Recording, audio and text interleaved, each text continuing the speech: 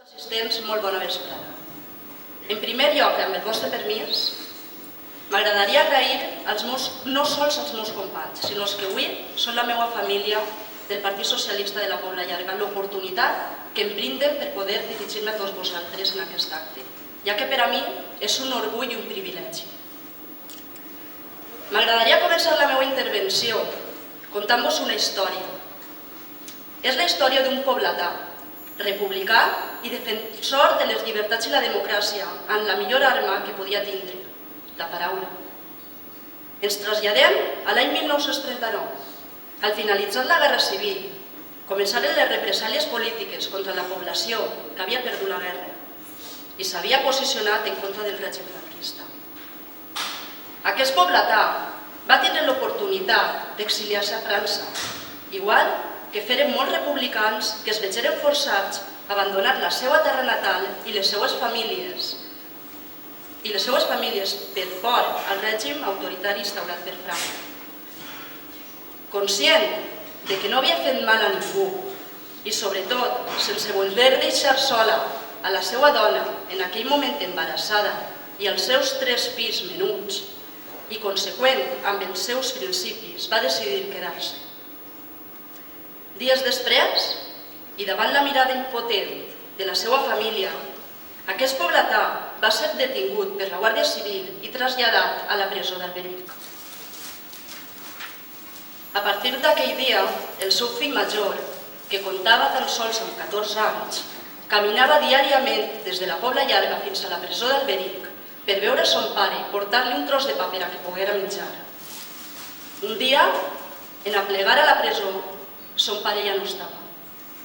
I sense obtindre cap tipus d'informació, torna a casa desolat. Al poc de temps, els aplegà la fatal notícia, el seu afusellament. Fi de la història.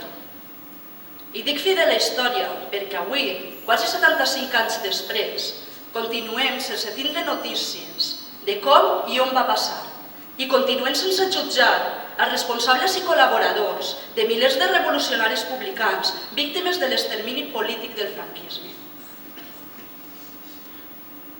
El xiquet que anava a portar-li el trosset de pa a son pare per a que poguera menjar era el meu avi. Aquesta és la història de Bautista Gomar Benavent, pobletà, de professió llaurador, afusellat el 18 de gener de 1940 amb 42 anys. Aquesta història no és l'única. Junt a aquesta trobem 10 històries més de pobletans afusellats que amb el consentiment de tots s'han amagat per la llosa del silenci.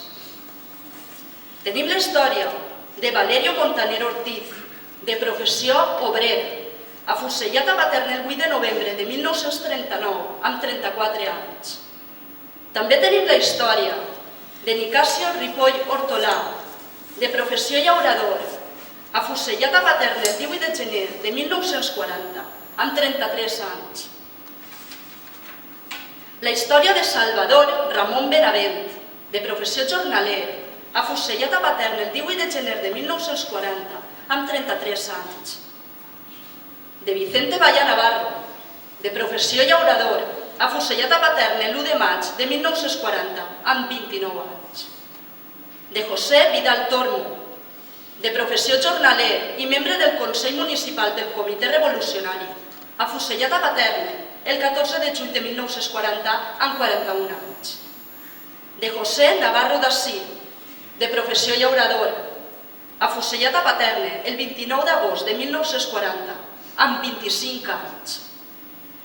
D'Antonio García Vallà, de professió jornaler, afusellat a Paterna el 14 de gener de 1941 amb 27 anys. De Ricardo Sancho Pérez, de professió xòfer, afusellat a Paterna el 14 de gener de 1941 amb 32 anys.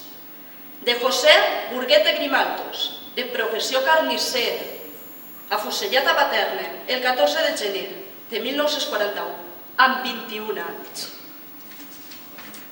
I de Francisco Castelló Guillem, de professió jornaler, afusellat a Paterna el 16 de maig de 1941 amb 39 anys. No seria just no reconèixer també a tots aquells pobletans i pobletanes que van patir les miserables condicions de vida que el franquisme els va imposar, humillats, atormentats i perseguits fins molts anys després. També els que varen estar privats de llibertat, empresonats durant molts anys. I també els deportats als camps de concentració de fora d'Espanya, com és el cas de Julio Tomás Codina. Mort a Gusen, camp de concentració nazi, i que el meu company Ximo Vidal ha fet una llavor esplèndida per tal que la seva història no quedi en l'oblit. Els familiars, amics i coneguts de totes aquestes víctimes tenim una responsabilitat, la de contar i donar a conèixer totes i cada una d'aquestes històries, perquè la història està per a conèixer-la, per tal de no repetir-la. Hem preparat aquest acte per donar el primer pas que li tornarà a donar nom a aquests pobletans.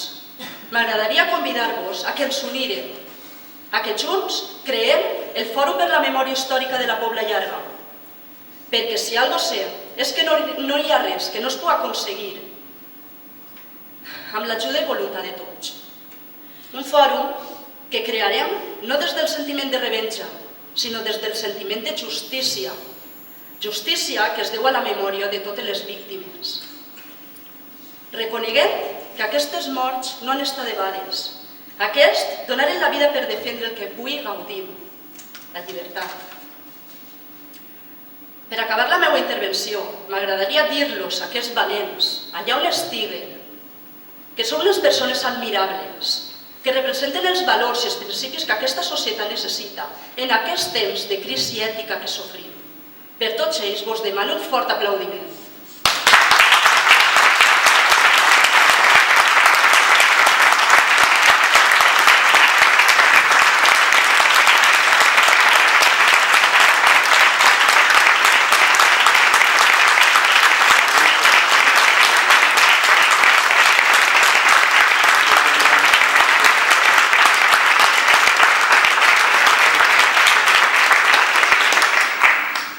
A continuació, tinc l'honor de presentar el meu company Matías Alonso, secretari de la Comissió Executiva Provincial del Partit Socialista per la Recuperació de la Memòria Històrica.